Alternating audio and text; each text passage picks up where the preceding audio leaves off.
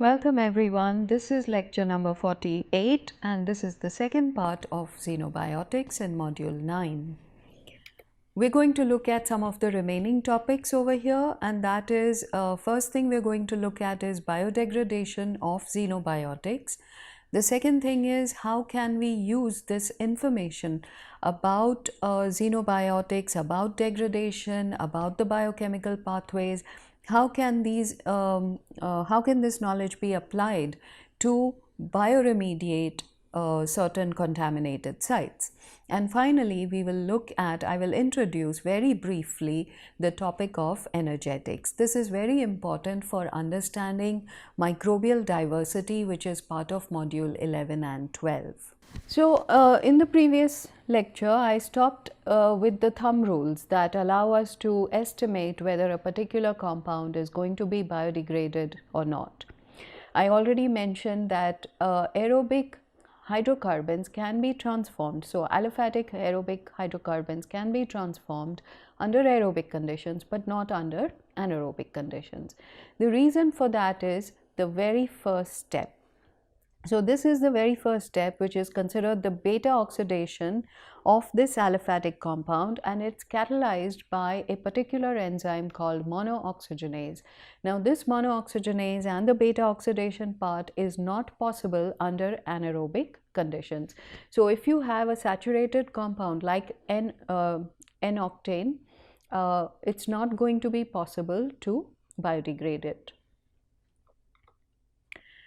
So, here we have a comparison between alkanes, alkenes and alkynes. So, under aerobic versus anaerobic conditions, these alkanes will be converted to alcohols, and then they can enter, these alcohols will be able to, let me show you this. So, you have this octanol, which is then further converted to various other acids, and these acids can enter the acetyl-CoA Krebs cycle. So, from there they will be completely mineralized. So, this is the first thing. So, you have aerobic biodegradation and beta oxidation that can lead to complete mineralization of these alkanes under aerobic conditions. Unsaturated compounds, aliphatics, alkene and alkyne, so double bonded and triple bonded, they will be converted to alcohol, aldehyde and carboxylic acid, which can then enter the Krebs cycle and be completely mineralized. So, the unsaturated aliphatics can be converted under aerobic as well as anaerobic conditions, but they cannot be converted under anaerobic conditions because that beta oxidation step is not possible. So, that's one part of the story in terms of biodegradation of xenobiotics. Now, many of you have probably seen several media reports, very frequent, where you have petroleum spills, oil spills in the environment. So, high seas, there was a ship, an oil tanker that collapsed and spilled millions of tons of oil into the sea. And there have been several other accidents in the past where shipping tankers carrying oil have spilled their content into the environment and caused enormous damage, mainly ecological damage. Now, we might say that, okay, these bacteria are exposed to various conditions. Can they degrade these oil spills? And the answer is yes, but it's not easy. So, let's take a look at what is required. So, degradation of petroleum and methane is possible. So, we have aliphatic hydrocarbons that cannot be degraded anaerobically. We've just seen that. Aerobically, petroleum hydrocarbons can be degraded at different rates.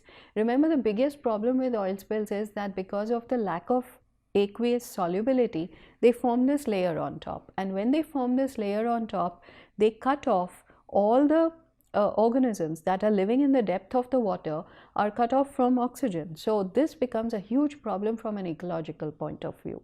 So, oil films and slicks are environmental hazards only because environmental conditions, especially inorganic nutrients, are not available, and the other point which is not mentioned in the slide is the aqueous solubility. It forms a layer that cuts everything off.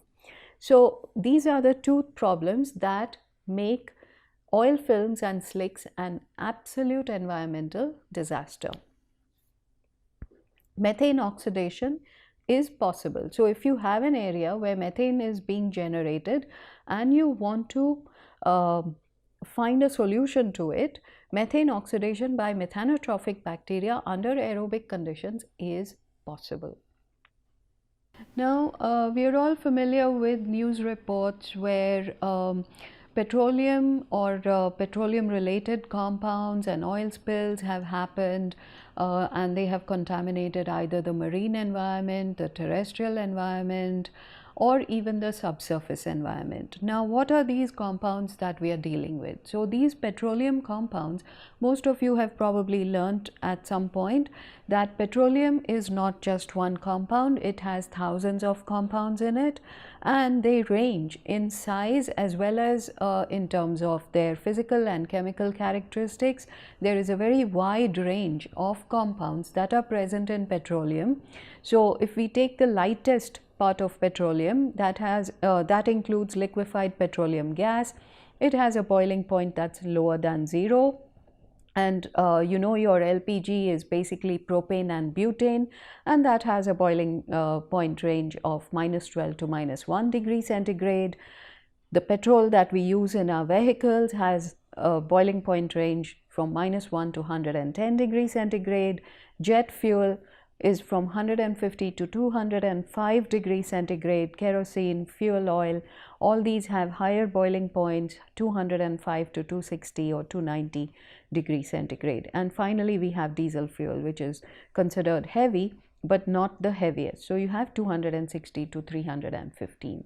Now these are in terms of the boiling points. These are the petroleum compounds that we see around us, and we see these are the ones that are visible to us.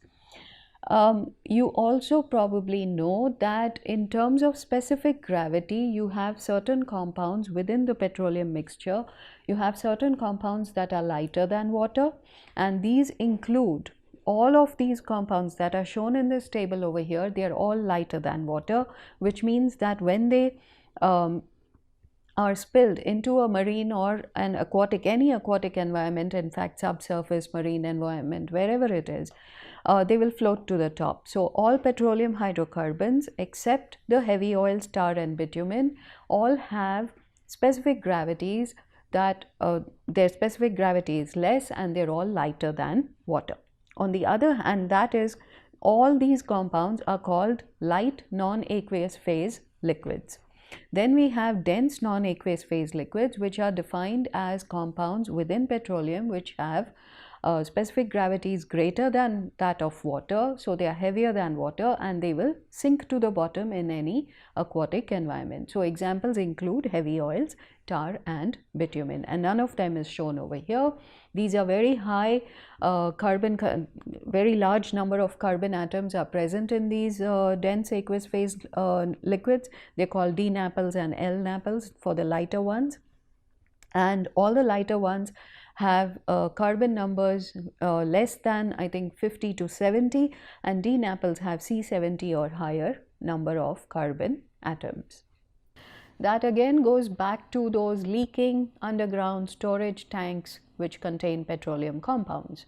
So let us say a tank ends up spilling its contents into the subsurface. What will happen is, for some of you who may be knowing this, petroleum is not a single compound. It's got hundreds and thousands of compounds in it. It's got any number of compounds, and these compounds all have different specific gravities. Their density is different, their solubility is different, all kinds of things are, but their basic chemical characteristics are very different. And what will end up happening in the subsurface is that you will get light non-aqueous phase liquids. So L NAPL stands for light non-aqueous phase liquids, and D NAPL stands for dense non-aqueous phase liquids. So this light L NAPL will obviously swim at the top, it will float, and the heavier materials, you're all familiar with bitumen and tar and all these are heavy residues of petroleum compounds. So you can see that, and if you take a petrol, fill it in a jerry can or a bottle, you can probably see some of that very clearly over a period of time. Regardless, In water, their behavior is going to be very different. So you will have the light non-aqueous phase liquids. Remember, they are all non-aqueous phase liquids. They don't like to be in water. So even though this is a saturated groundwater situation, you get these light non-aqueous phase liquids which will be at the top, and the dense liquids will find a way at the bottom. Now, how do you remediate this kind of situation? Once the accident has happened or this area has been contaminated, what can you do? One solution is pump and treat for extracting the compounds that are at the top. That's one. The second is you can try to extract the D naples as well. The dense non-aqueous phase liquids can be, one can try to extract them, but only the ones that are in dissolved phase will be extractable. The remaining part will remain as a pool of contaminant at the bottom, and that's very difficult to remediate. So the only possible strategy may be in situ remediation for remediating D naples. L naples are much easier. So we now come to another issue, and that is the ability of bacteria to degrade oil. Now, oil and water don't mix, and because of that it's very difficult to degrade oil. The example that I'm going to talk about here is the Exxon Valdez oil spill, which happened in 1989. And I would like to point out that there are several photos on the internet as well as in almost every textbook which shows the contaminated beach areas, the entire coastline that was contaminated by the oil. There are pictures of birds and other animals that were covered with oil. So all these kinds of pictures provide a very dramatic example of what happens when you have an ecological disaster of this proportion. This particular slide, and this goes back to the Exxon Valdez spill in 1989. Some of you might remember or may have seen media reports and so on, where this huge oil tanker basically spilled most of its contents along the entire coastline of Alaska. And you can see the state of the beaches. It's completely covered with oil, and the birds, the fish, all of them were affected by this. So it was like a major, one of the biggest ecological disasters that we've known in the last 50 to 70 years. And what I want to show you, I want to point out here that, you know, we normally think of oil as being difficult to biodegrade. But here is proof that it can be done simply by providing inorganic nutrients. So you have this entire area looks black. It's black because of the oil layer. So here you have all this black area, and you have this light area, this light rectangle which is shown by the arrow is light, and this area was sprayed with a mixture of inorganic nutrients. So simply adding nutrients was sufficient to encourage the native microbial community in that area to start utilizing the oil. So this is how this part, at least, of the contaminated area was remedied. That's one thing. And the second thing is just a demonstration of the fact that because you have oil in water, so it will form droplets, and these droplets are going to be very difficult to biodegrade. So here you see the bacteria are all at the interface. The oil-water interface is where all the bacteria are, and they can degrade it, but it takes longer because of solubility issues. A little bit more about bioremediation. So what can we do for remediating contaminated subsurface environments? So what is required is often just nutrients, and in some cases by adding acclimated microbial consortia, you can actually remediate the compounds that are in the subsurface that have contaminated the subsurface. So you have substrates, you have suspended cells, you have oxygen, all of this can be added to the subsurface along with inorganic nutrients, allow and encourage the native microbial community to grow, and if the compounds are resistant or not degradable by the native community, you may have to add acclimated microbial consortia to it. So this is one possibility. And then you have to recover the contaminated material and either utilize it or treat it further. There are any number of factors that influence the effectiveness of bioremediation. So you have microscale, mesoscale, and macroscale factors. So the nature of the organisms, the degradation pathways, the reaction stoichiometry, kinetics, electron acceptors, nutrients, inhibitors, water activity, pH, temperature, reactions with the soil and aquifer matrix, chemical equilibria, sorption. These are the microscale factors that will determine what happens to the microbes and the compound at the micro level. We've done studies, there are lots of people, there's a huge amount of literature out there that shows that all of this is possible, not just in the lab but also in the field, and I'll show you some more proof of that. Mesoscale, sorption, non-equilibrium as well as equilibrium, attachment and detachment of microorganisms. How do you quantify microorganisms? What is the diffusion rate of the compound? Are the microorganisms going to be filtered out, or are they going to cause clogging of the subsurface pores?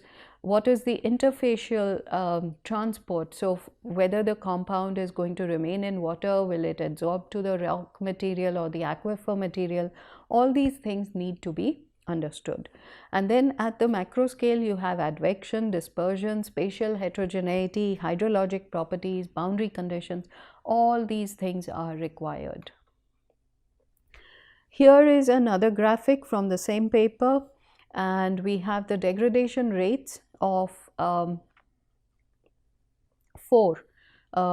aromatic hydrocarbons: benzene, toluene, ethylbenzene, and xylene. So BTEX, these are common in petrol, and under aerobic conditions, denitrifying conditions, and methanergenic conditions. So you have the initial substrate concentration and the degradation rate.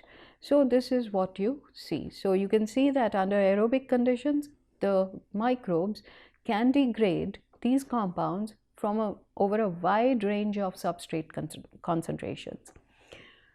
Under denitrifying conditions and methanergenic conditions, there is a smaller window, but it remains possible.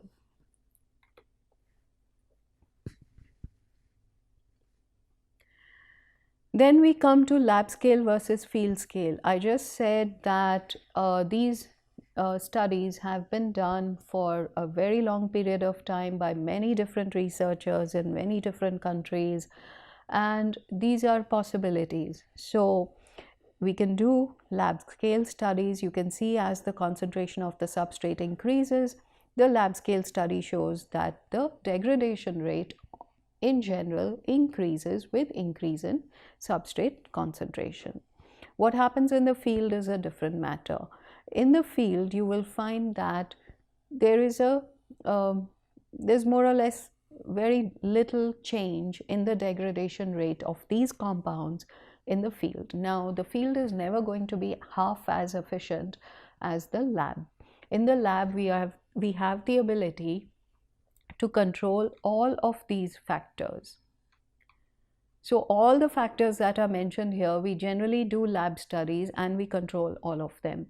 So under those controlled conditions, you're going to get very high efficiency of degradation and so on. But in the field, you have no control. You have absolutely no control over all these factors. The field factors are going to control the nature of degradation and the efficiency of degradation. So you find that there's very little variation no matter what the substrate concentration is. And these were done under aerobic as well as denitrifying conditions. So the bottom line here is that it's definitely possible to have good in situ bioremediation, but will the results replicate results in the lab? That remains to be seen. That cannot be predicted, I think, a priori. So we have different types of reactions. Coming back to the chapter that I started with, chapter 6 on biochemistry from Sawyer, McCarty and Perkin. So we'll come back to that and look at some of the reactions that are possible that allow the degradation of these compounds. Some of you may be familiar with the idea that chlorinated compounds are generally considered more resistant to biodegradation compared to non-chlorinated compounds. So here we have halogenated aliphatics as well as aromatics. So when water or sulfide is present in the environment, it will substitute for the halogen and cause dehalogenation of these chlorinated compounds. That is essential for further biodegradation because these chlorinated compounds are toxic to the bacteria. So the first step is hydrolysis, where water works as the nucleophile. It's added to the compound and results in the breakup of the compound and makes it more biodegradable. There are several other examples with esters, with amides, carbamates and phosphoric esters. So these are some pesticides, furadan, parathion, these are all examples. So we have another example over here besides the aliphatics. So we have halogenated aromatics like chlorobenzene. So when chlorobenzene is present along with water, the water again acts as a nucleophile and you get dehalogenation of chlorobenzene. You get the formation of phenol and hydrochloric acid. Now phenol is, I think, a little easier to biodegrade compared to chlorobenzene. I've already explained this particular set of reactions where you have a primary substrate and a secondary substrate, so you get co-metabolism with the combination. Here you have another example of aromatic ring cleavage. So you know that the aromatic ring is the most stable chemical structure. To break it, to make an aromatic compound biodegrade requires breaking of that aromatic ring, and that's the aromatic ring cleavage. So oxidation reactions, hydrolysis reactions have to happen. So here you have water acting as it allows breaking of the aromatic ring. You get two carboxyl functional groups, and then you have other examples over here. Now once the ring is broken, then it becomes very easy to degrade the compound further. So that is the first step, is the most crucial step.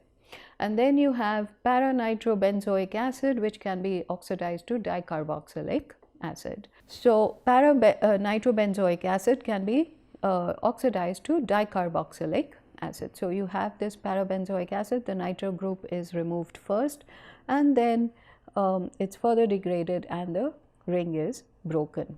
And these are all, water is one of the reactants.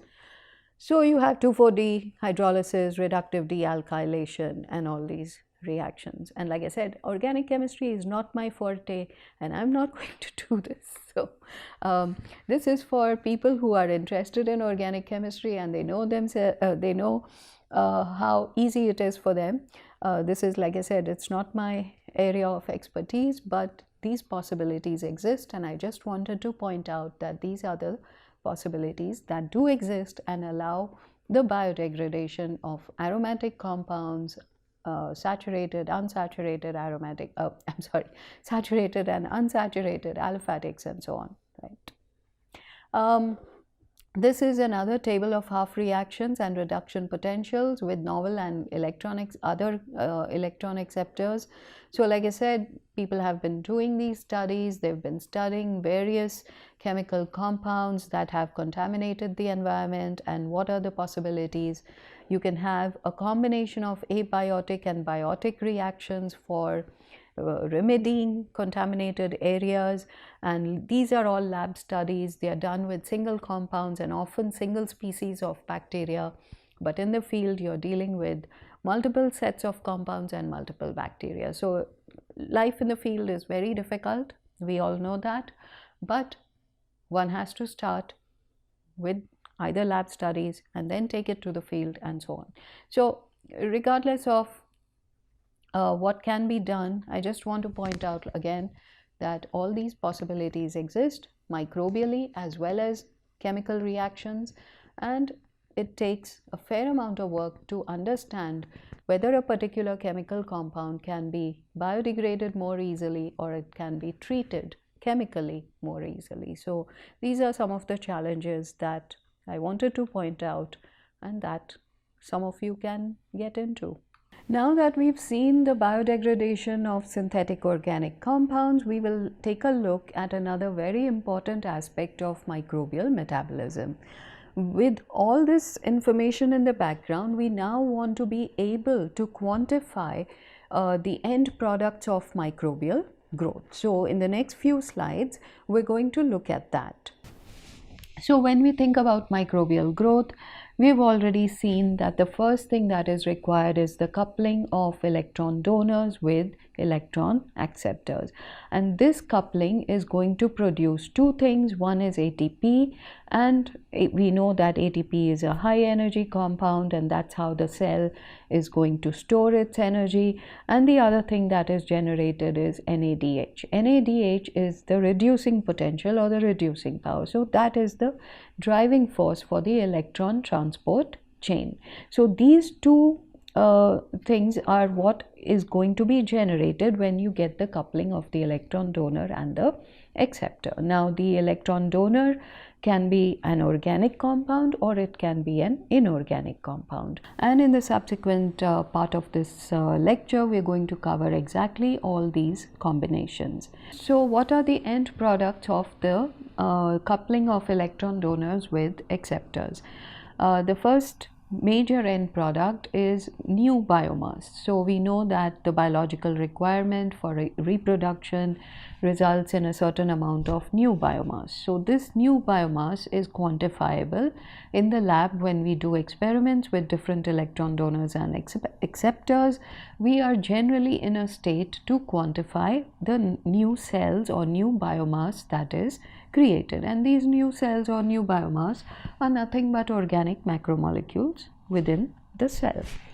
Now, if the biochemical pathway is respiration, whether it's aerobic or anaerobic, what are the end products of those reactions? The end products are most likely to be carbon dioxide, ammonia, and hydrogen sulfide. If they are coming through a fermentation reaction, then we're not going to get these gases. Maybe under certain conditions you will get CO2 and methane, or you will get reduced organic compounds, for example the alcohols or lactic acid and so many other acids which I've already shown in the previous topic. So you get certain amounts of reduced organic compounds along with some of these gases. So what you see over here are redox reactions where the starting compound is not glucose. We've been looking at glucose up to this point and it's a C6 compound. Here we are taking another starting compound which is much simpler than glucose, and this is acetate.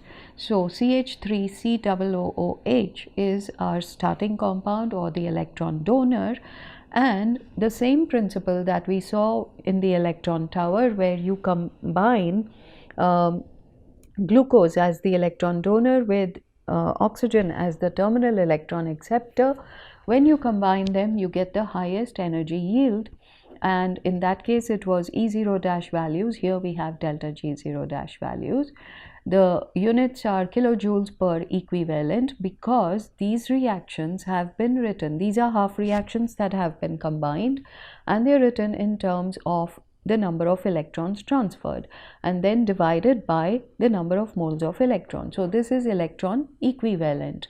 So if you have 8 electrons being transferred from acetate to oxygen, then you divide the entire thing by 1/8 to give you kilojoules per electron equivalent.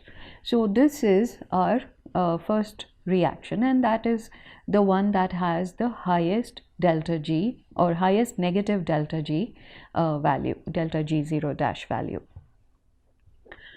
The next terminal electron acceptor is Fe3. So Fe3 can be reduced to Fe2, You can write a balanced reaction for that, and you can find out. So here you will get delta G0 dash of minus 101.68. If your terminal electron acceptor is nitrate, then you get nitrogen gas at the end, and this is our denitrification reaction, and your delta G0 dash value is minus 99.61 kilojoules per electron equivalent. Then we come to manganese 4. This is manganic ion. So manganic is converted to manganese, and the delta G0 value here is minus 66.3. These are all negative values, which means there is sufficient energy released in these reactions for ATP to be generated and for the bacteria to be able to utilize this energy for maintenance, for growth, maintenance, and reproduction. Then we come to anaerobic reactions.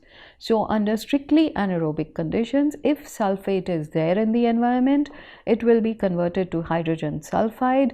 The energy yield is very, very small. It's only minus 6.56, but it is sufficient to allow the bacteria to survive.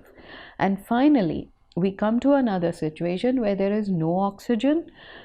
The acetate will be fermented by the bacteria, resulting in methane and CO2, and the energy yield is the lowest. We know that in terms of moles of ATP for glucose, it was 2 moles of ATP per mole of glucose.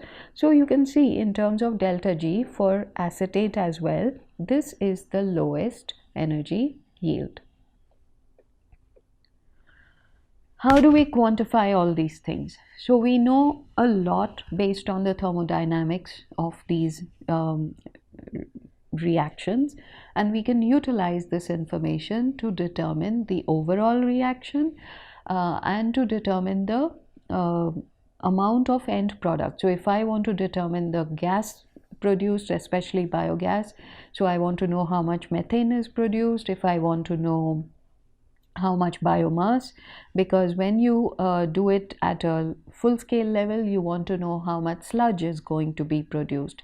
So that sludge is nothing but biomass, and that biomass needs to be quantified. So you can use this method for quantifying or estimating what is the maximum possible gas production, what is the maximum possible sludge production, what are the other end products, any additional chemicals that need to be added to the process. So all that can be quantified based on this method. So here is our overall reaction. This is the balanced overall biological reaction. Now, this balanced reaction has 3 components to it. RC is the half reaction for cell synthesis. C stands for cell synthesis. And what we need to remember is that the electron donor is partly going to be converted to biomass, and part of that electron donor in combination with the electron acceptor is going to be converted to energy. So all of the compound is not going to go for energy, some of it is going for cell synthesis. So this is the half reaction for cell synthesis. The second one is the half reaction for the electron acceptor. Okay, that is where the combination happens of the electron donor and electron acceptor. Now, Fs and Fe, so which part or how much, what fraction of the electron donor is going for cell synthesis and what fraction goes for energy? That is, the two together are equal to 1, and you have to multiply this. So FsRc plus FeRa is the first part. Then we come to Rd, which is the half reaction for the electron donor. Now, when we add up the two reactions, electron acceptors and electron donors, this has to be reversed. You'll see why that has to be reversed, and it has to be written in negative form.